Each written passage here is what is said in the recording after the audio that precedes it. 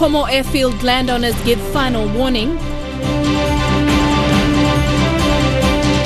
LLG election process questioned. And next 3 gas developments on track.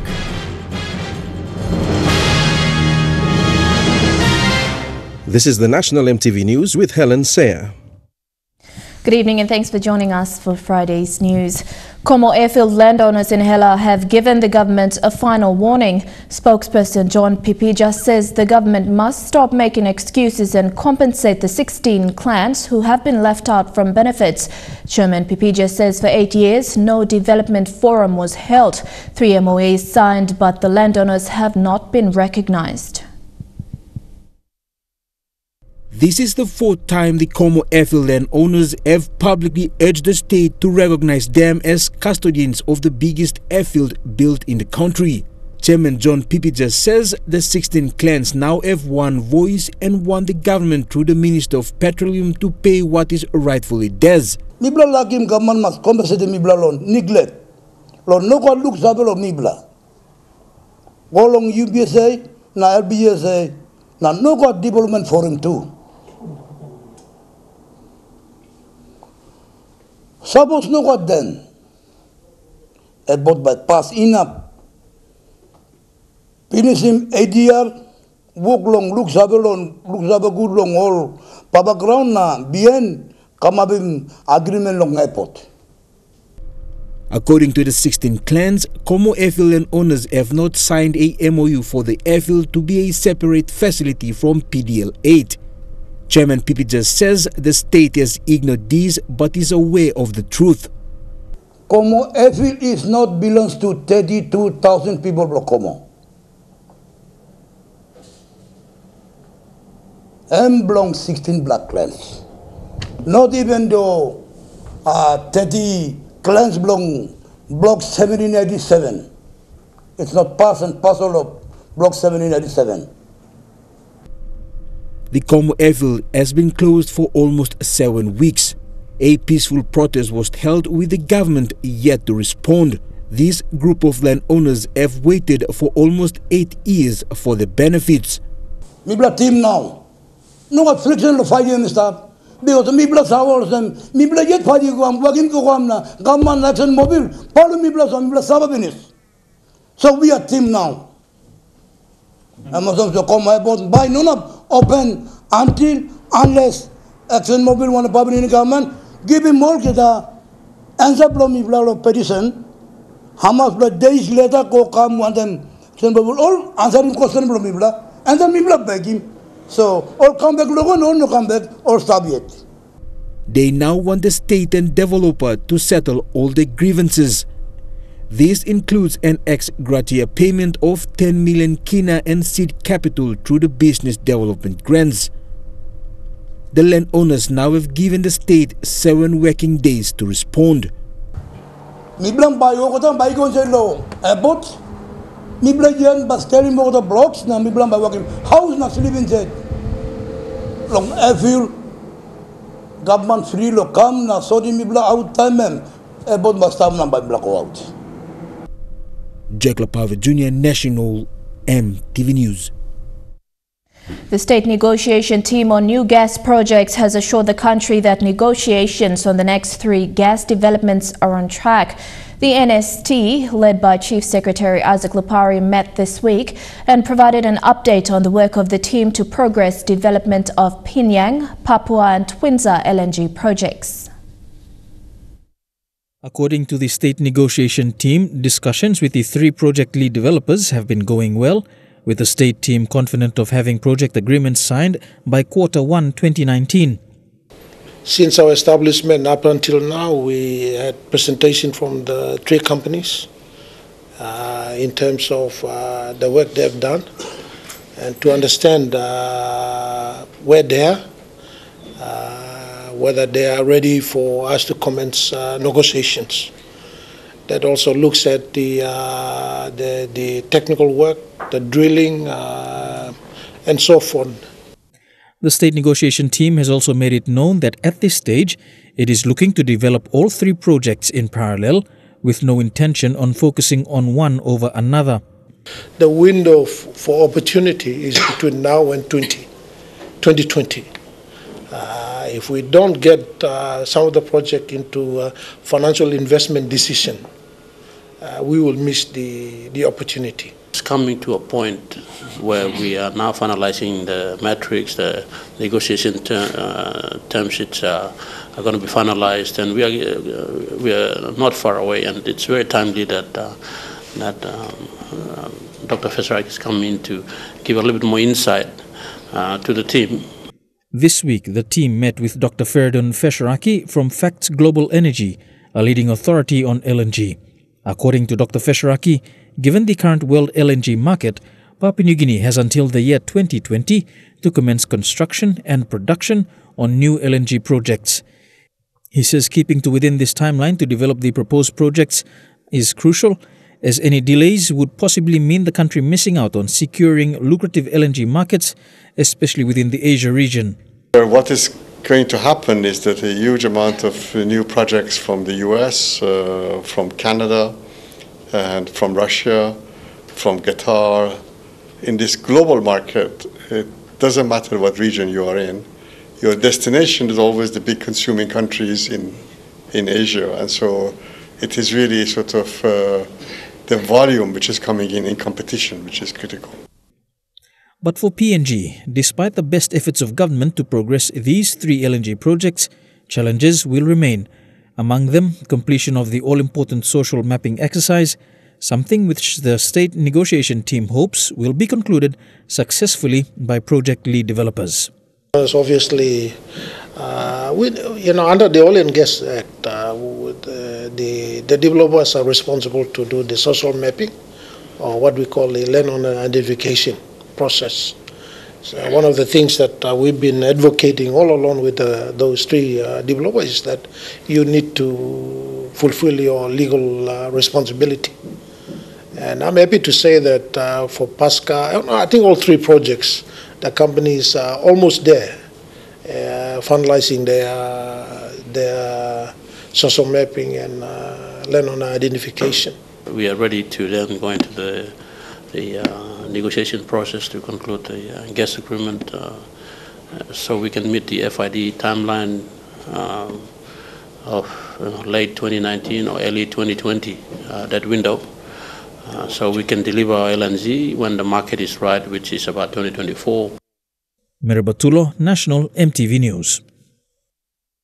Transparency International PNG believes the decision by Prime Minister Peter O'Neill to defer the local level government elections to 2019 is unconstitutional. Chairman Lawrence Stevens says the justification that funds set aside for the conduct of the LLG election need to be used for settling outstanding allowances to councillors is unacceptable. TIPNG believes the deferral is a complete breach of statutory and constitutional responsibilities. TIPNG is seriously concerned that such a move to defer the LLG elections sets another bad precedent with disregard for the law being practiced with freedom. The LLG elections have been pushed to April 2019. While the LLG elections is deferred to April 2019, the process of electing LLG presidents has been questioned. Manus Governor Charlie Benjamin queried the process, stating some provinces remain unsure whether councillors or the people will vote for the president. Governor Benjamin said the responsible state agency must clarify this before the elections are held in 2019. Minister responsible Kevin Isifu responded, stating there are processes and it must be followed. Suppose you all same by enough you make so all get something straight, so that you may not can get Paul all province by one option or like along lo makim all president na councillors by all all this plotting thing. Minister, me ask him this plot because you want good plan minister. You know that you may send him way long running election, by me go long process long. You may go through long, make him all necessary changes. Now, Mila Toxalo say you got time is up. That's why me plan defer him election go long next year long April, because you got plenty all outstanding issues. We plan it long, sort him out as the government in terms long. biar imdisla reform, long decentralization, lo make him so that you may bring him some functions, stop lo waigani go on all provinces. The Gallip Nut Company officially launched and showcased their products last night at the Stanley Hotel. This project is a great achievement between PNG and Australian organisations and farmers of the Gazelle Peninsula in East New Britain province. The Gallip Nuts are currently being sold in selected CPL supermarkets in Port Moresby.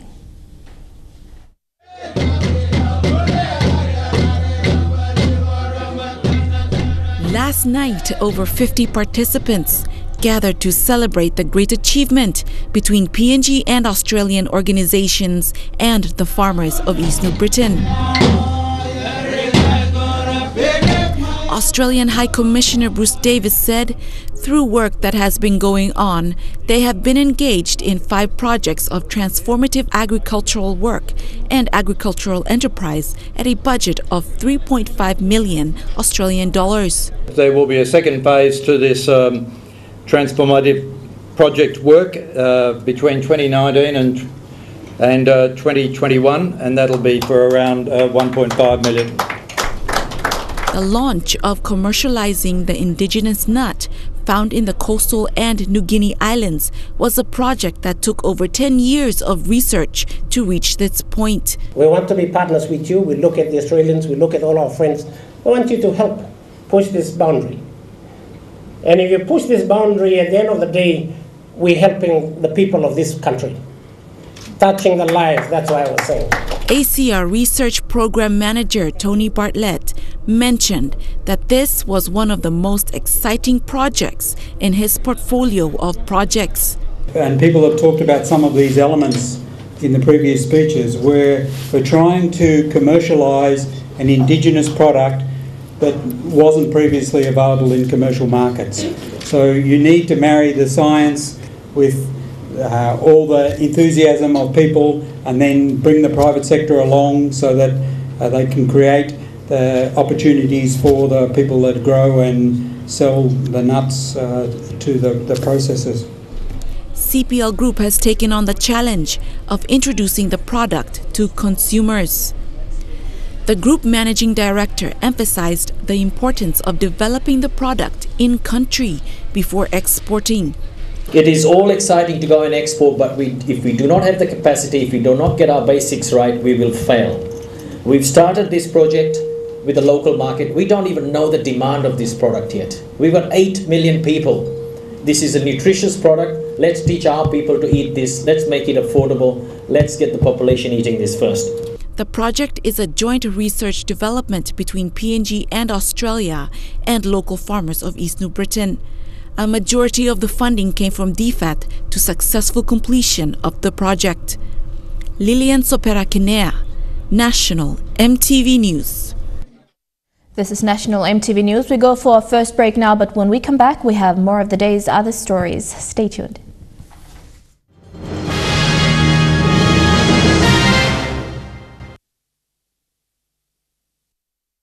Welcome back. The European Union has committed close to 38 million kina towards infrastructure development for 10 TVET institutions in 6 provinces in the country. 2 institutions in Morebay province were selected and will benefit from this million kina project. Bulolo Technical School in Bulolo district is one of the recipients of the European Union's Human Resource Development Phase 2 program. The officers from European Union, the National Planning Department, Education Department and Morebay Education Division arrived in Bulolo on Wednesday to officiate the groundbreaking ceremony of the new infrastructure development for Bulolo Technical School. This is the Phase 2 program under the partnership between the European Union at a cost of 3.5 million kina. The technical expert heading the EU-funded project, Dr. Ben Imbun, said the funding process took almost 3 years. Because European Union's money is more or less tightly controlled. Australian money, they cut corners, and not with governance, as you see. They do it because it's a one government, one aid coming. With the European Union, 27 countries put their money together, and they want to see accountability. Because they themselves applied for the money as well. They want fairness, equality, and in bidding and everything. So it goes through a stringent process. How it came in is with the O'Neill government. You know, this TVET is one of the 5 pillars of development pillars, rather. So HRDP2 came, European Union came to actually respond to the current government's call for equipping people with skills, particularly kids with skills at the community level. And that's where it seemed to be the most neglected area of government intervention. European Union committed almost 38 million kina towards infrastructure for 10 TVET institutions in 6 provinces in the country. For Morobe, EU chose Bulolo Technical School and Umi Vocational Training Center from the 8 TVET institutions in the province to benefit from the HRD Phase 2 program. This was done through the guidance of the National Planning Department, the Education Department and Morobe's Education Division. A number of processes have to take place. The province have done a submission, and based on those submissions, the school has been selected. So there were 10 centers that were selected. Badili and Morata in National Capital District. We have Bulolo and Umi in Morobe Province. Rabaul and Kabaira in East New Britain Province. Kamaliki in Eastern Highlands. Yawosoro, Isipik Province. Pambabus and Layagam, Enga Province. We have 2 districts yet to have TVET schools establishment, that is Nawaib and TYCRC, under the strategic management plan for TVET, that every district should have a TVET institution. Bulolo Technical School currently has 250 students with 20 teachers teaching 8 courses. The mechanical engineering students are currently using all tools for skills training. With the infrastructure development by EU, the new buildings will also be equipped with new training tools for the students to use. So for Bulolo, you will have a workshop for carpentry and joinery, a workshop for commercial vehicles, 2 workshops for mechanical, 8 water tanks, 2 septic tanks, 1 female ablution block, and a male ablution block. With this infrastructure and the amount of money and with everything that is going to be put here, my question to the administration and management is this: are we going to look after them so that it can be sustained for about another 40 years? Or are we going to just lose them within 1 or 2 years? Me ask him district, the division of education, long this kind system and must stop. Those only got this kind skills of monitoring, the lookout him, all tools, the equipment they come, also infrastructure, it must stop. Julie Badui Owa, National EMTV News, Leh. Public Service Minister Elias Kapavore has urged all governors and PECs to consult their local MPs before appointing a provincial administrator. The minister made these remarks following questions raised by Osino Bundi MP Jimmy Uguro on the appointment of a new Medang provincial administrator. Mr. Uguro said it is important for every province to have an administrator as it paves way for better service delivery. When will the Medang province have the permanent provincial administrator? And if the minister cannot make decision, is there any way possible reinstate Mr. Daniel Auloy back to the position so that the smooth flow of the services can flow? I'd like to also advise all the governors who are now in the process of, you'll be in the process of making some appointments. It is important that you consult with your respective local MPs when it comes to making appointment for the positions of the administrators in a particular provinces, respective provinces. Important true, because at the end of the day, the PAs are in charge of all positions, all CEOs, all respective districts, so that important long allow him to service to go through. At the moment, we will need to get a letter from the PEC for Medang so that we can make another appointment. You're at Friday's News. We take a look at stories making headlines overseas when we come back. Stay tuned.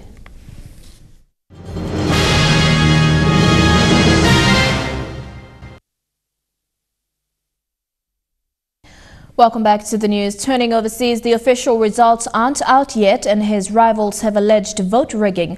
But Imran Khan is declaring victory in Pakistan's general election. He rose to fame as a cricket star, but he's no newcomer to politics.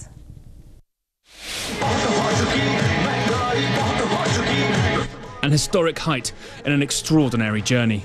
Cricket star turned socialite turned political firebrand, Imran Khan is close to becoming Pakistan's new Prime Minister after a bitterly fought election that's upturned Pakistan's tightly controlled political order and casting the sporting icon as a sometimes anti-American force for change. Born into a wealthy family in Lahore, Khan soon discovered his gifts as a fast bowler, leading Pakistan to its first and only Cricket World Cup victory in 1992, and Khan to become a national hero in a country where cricket is always worshipped and politicians often reviled. He retired from the sport and, after a spell as an international playboy, he married his first wife, wealthy London socialite Jemima Khan. A family man, he raised money for charities, one building a cancer hospital in his home city, Lahore. But back in the turmoil and injustice of 90s Pakistan, his political ambitions grew, founding a new party, the Pakistan Movement for Justice. His central pitch? To end corruption among the country's ruling elite. Pakistani politics has few umpires or rules, though, and is often marred by violence and coups. He was briefly arrested in 2007 for criticising military leader General Pervez Musharraf. And just a month later, a political rival, former Prime Minister Benazir Bhutto, was assassinated on the campaign trail. But still, Khan kept his sights on the premiership. By 2013, he could marshal huge crowds and win the vote in one Pakistani province. He remained a distant third, however, nationwide. His conservatism grew as well. Religious, pan-American interference and favouring Pakistan's drastic and sometimes brutal blasphemy laws. This year, he rode a populist wave, promising to fight for equality and get tough on terror. His vision, he says, is for a new Pakistan. Quite what that means, his critics don't know. It's not very clear what really he wants to do. He wants to change the system, but nobody knows exactly what kind of change could he bring.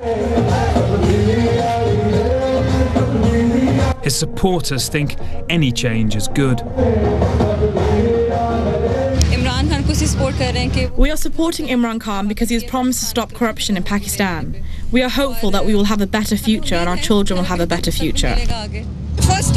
This is the first time anyone has treated us as human beings, that we have rights too.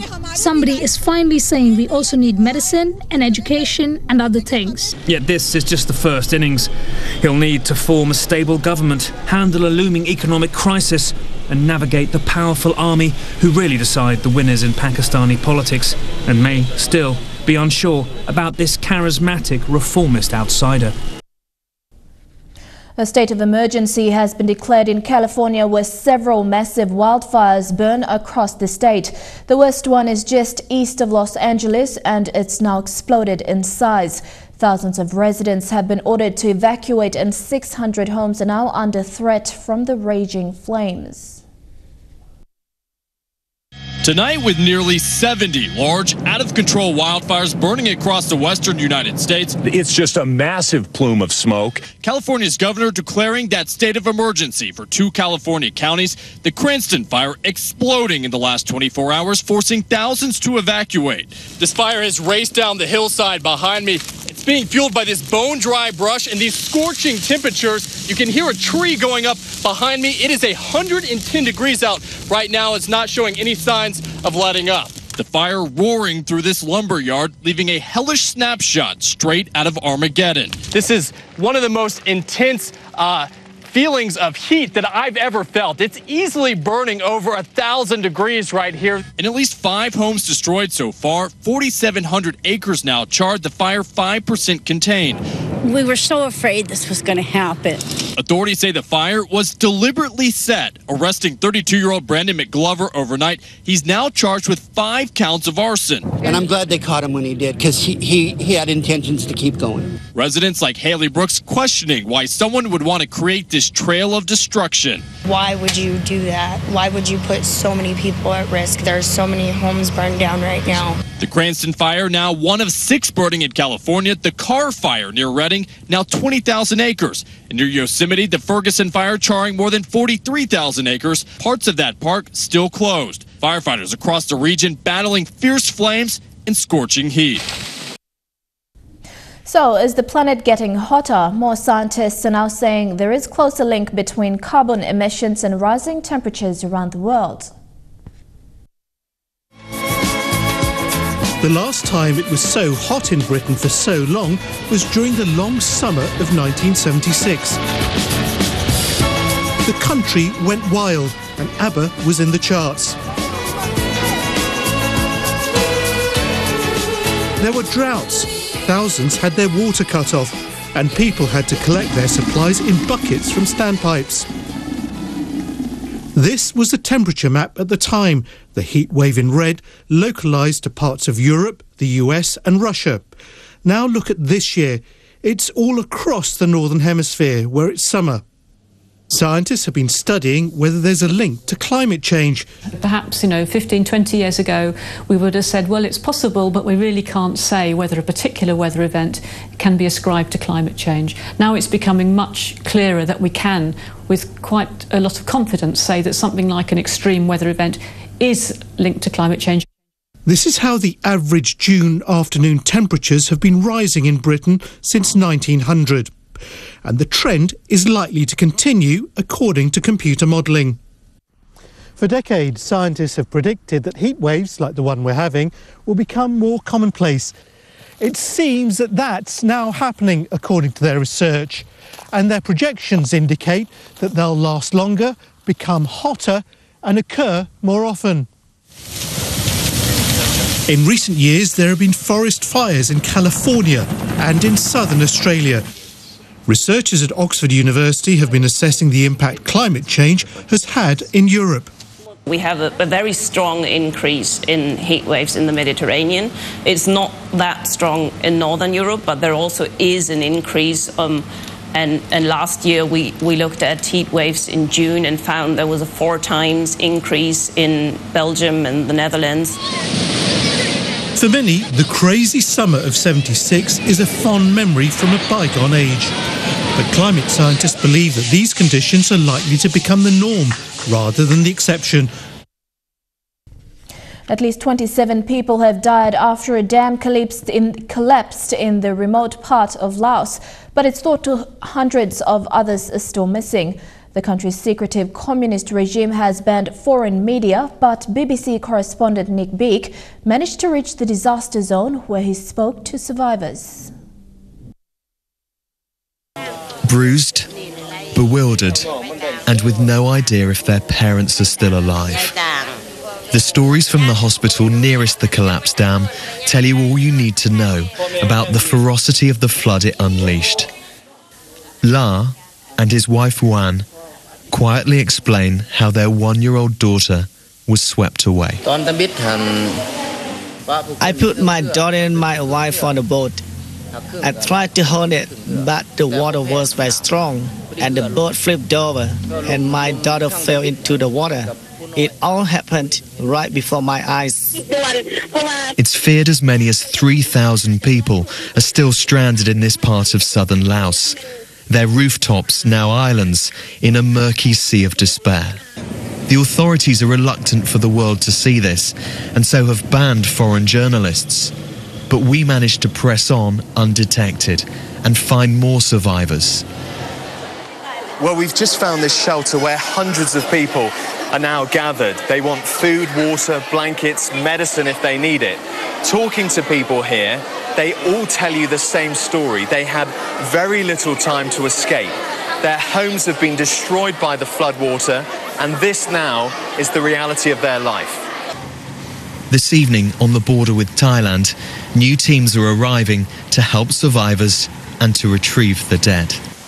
Harnessing the power of water was supposed to turbocharge the country's economy. But this disaster has plunged Laos into a humanitarian crisis. And there are concerns the regime will keep the true human cost shrouded in secrecy. A true high flyer and one of the last surviving female World War II pilots has died at the age of 101. Mary Ellis delivered Spitfires and bombs to the front line of the British Air Force. Up in the air on your own, and you can do whatever you like. You know, I flew 400 Spitfires, and occasionally I would take one up and go and play with the clouds, which was so delightful and lovely. Mary Ellis delighted in flying.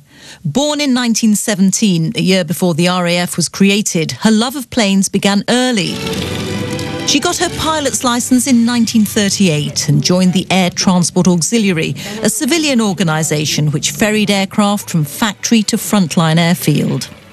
Soon Mary and other women were flying bombers and fighters, to the amazement, on one occasion she recalled, of one ground crew. I said, I am the pilot. And they didn't believe me.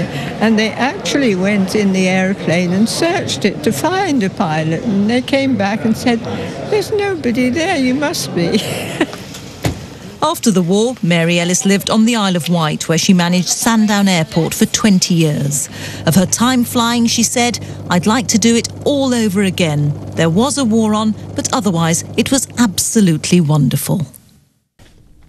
Now back home, and another story on the European Union funded program. Construction has already begun at Umi Vocational Training Centre in Markham District. The training centre is the second recipient of European Union's Human Development Programme of Infrastructure. The member for Markham, Connie Iguan, thanked the European Union and the National Planning Department for assisting the district. The second groundbreaking ceremony was witnessed by the students and teachers of Umi Vocational Training Centre yesterday in Markham District, Morbe Province. The event follows European Union's Human Resource Development Phase 2 Programme of Infrastructure Development. The development includes 4 tool workshops, 4 teachers' house, and male and female ablution blocks funded at a cost of 3.5 million kina. Province and big platforms na enough funding or kind of facility or some emi hard na emi no say equipping good also not blame me. Lord display at us kind helping us make is very important. Then this facilities only stable plus na emi developing more Texas na facility in place long Texas by training or picking in employee lo next generation or picking in employee come only by equip now only by come up competitive inside the business world. The construction of the buildings in Bulolo Technical School and Umi Vocational Training Centre is headed by Atlas Steel. Markham MP Connie Iguan, who was also present at the ceremony yesterday, thanked the European Union for supporting the district. Lo display road mixing time lo me off. Lo kam na stop one time yubla. Na yumi so in pace. Lo old man we give him halivim kam lo yumi. Suppose leader no stop by no good lo passing. Osena mi kam na mi amamas lo president lo mi kam stop one time me. Lo so him osem mi play welcome him display development na work come up lo makam. The European Union has been one of PNG's major development partners since 1977. They have spent over 2.6 billion kina in areas including human rights, rural agriculture and human resource development. The HRD program has 2 phases. One is teacher training and the second is infrastructure development. Umi Vocational Training Centre is the second recipient of this program. There are currently 282 students undergoing skills training. 22 teachers are teaching 9 courses at the centre. European Union emi giving big plan halivim long Umi Vocational. First, emi got all workshops.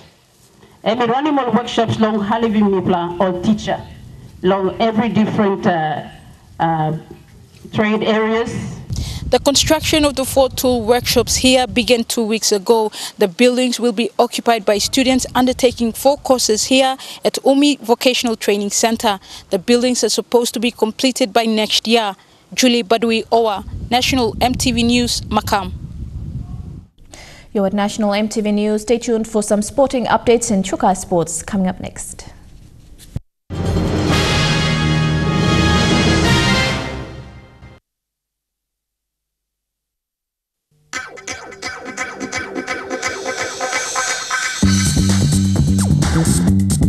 Chukai Sports.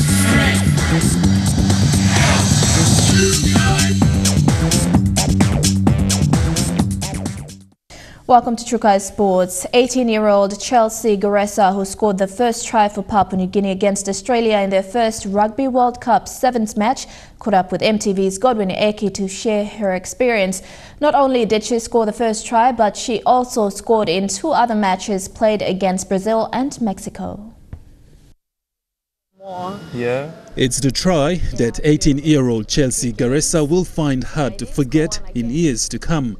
Running from the 20-meter mark, sprinting to the opponent's try line, and finally scoring her first try in front of millions of viewers. Chelsea says it was an overwhelming experience and one which she never expected.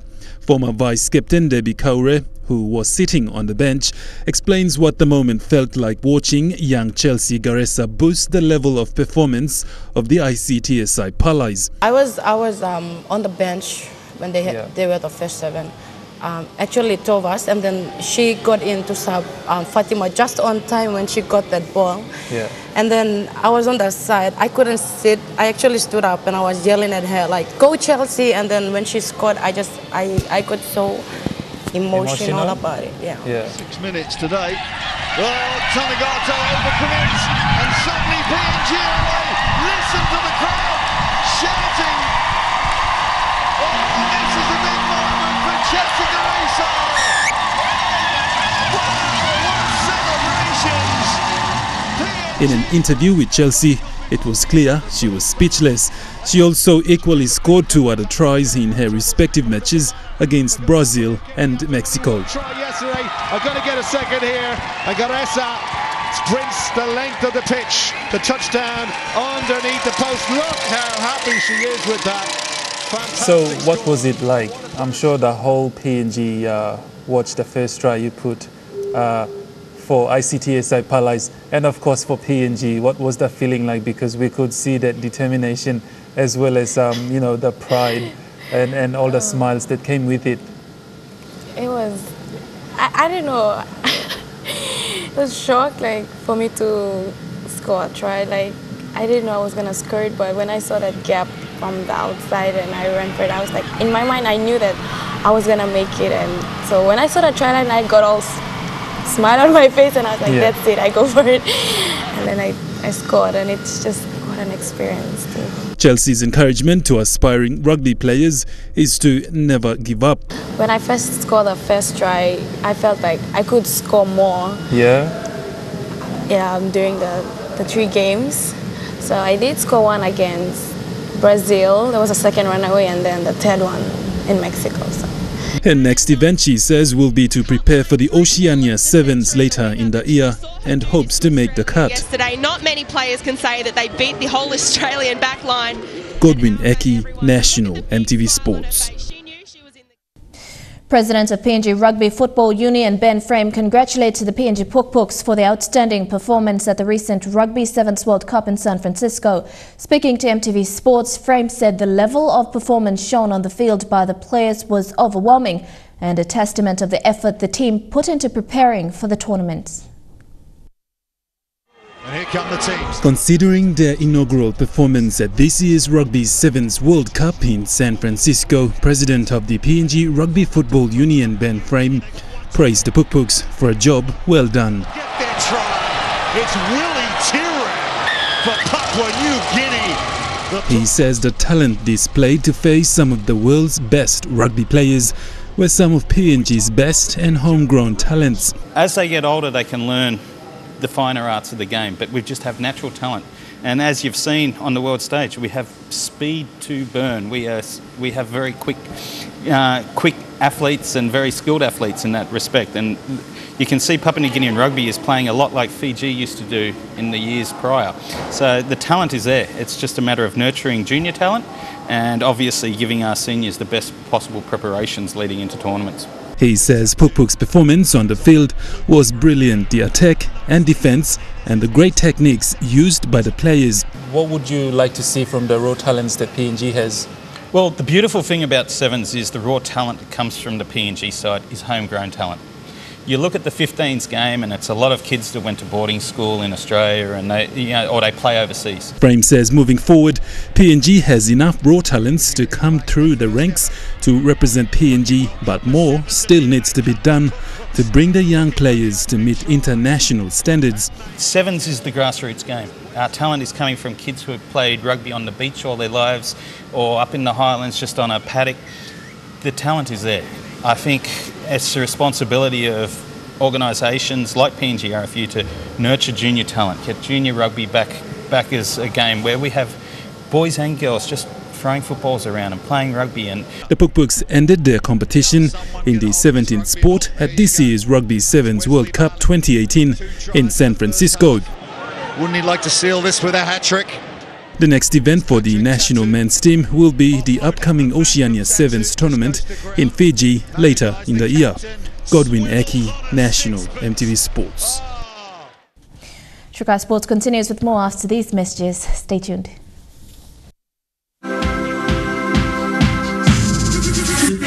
Trukai Sports. Welcome back to Trukai Sports. The PNG LNG Komols will participate in a Four Nations tournament in 2020. They will be playing England, France and Fiji in that tournament.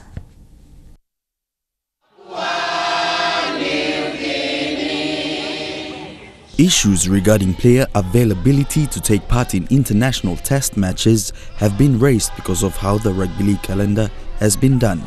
With PNG to take part in the Four Nations match against England, France and Fiji, players from the NRL and Super League will have to be available.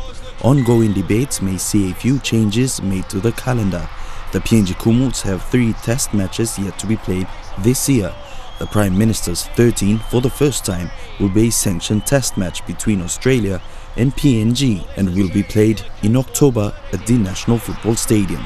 Then the Komols will take on England in a 2-game series at the end of the year, with their first match to be played in Lae Morbe province and the second in Port Moresby at the NFS.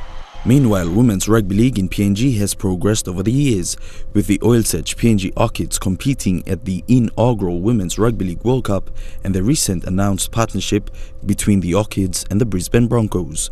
The women's national team will play a few matches this year, with the first to be played against the Broncos women's NRL team and the second match to be played against the Australian Jillaroos at the National Football Stadium in October. Elijah Levet, National EMTV Sports. And that ends Trukai Sports. Up next, the weather details for the next 24 hours. Trukai Sports.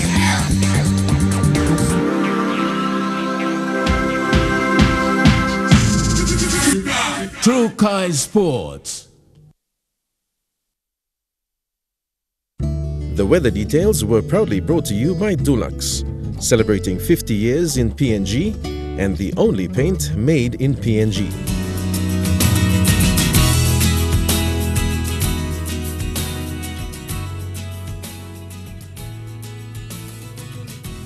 Looking at the weather forecast for this afternoon and tonight in the southern region, mostly fine all across the region in Port Moresby, Daru, Kerema, Alutau and Popondetta.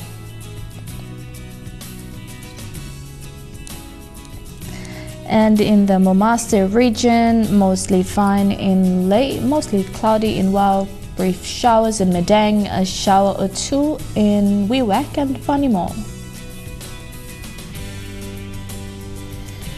In the New Guinea Islands region, a few showers in Lorengau, Kokopo and Rabaul, brief showers in Kavieng, a shower or two in Buka and showers in Kimber.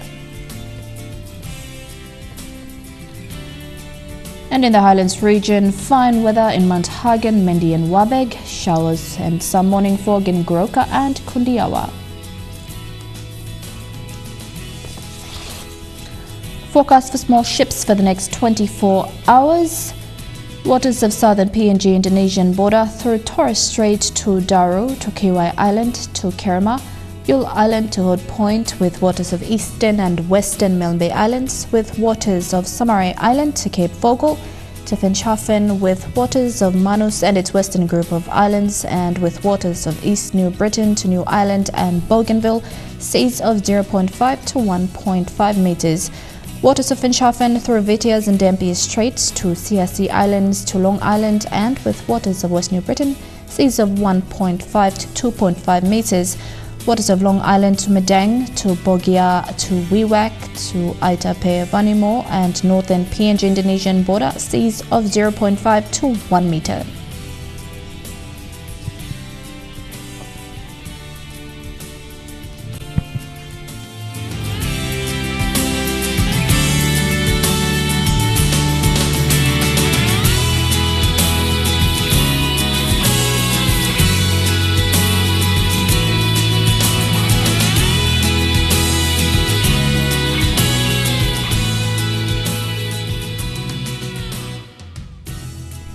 Ocean forecast for PNG areas in the Coral Sea, seas light to moderate with southeast winds at 10 to 20 knots. In the Solomon Sea, seas moderate with southeast winds at 15 to 20 knots.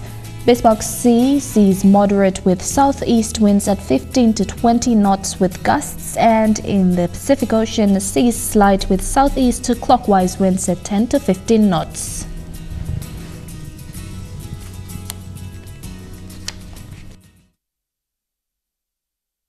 The weather details were proudly brought to you by Dulux, celebrating 50 years in PNG and the only paint made in PNG.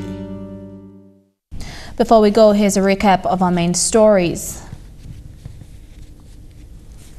Komo airfield landowners give state final warning, LRG election process questioned, and country's next 3 gas developments on track. And that's the news, sports and weather for today, 27th of July 2018. On behalf of the entire EMTV News crew, pleasant viewing. Good night.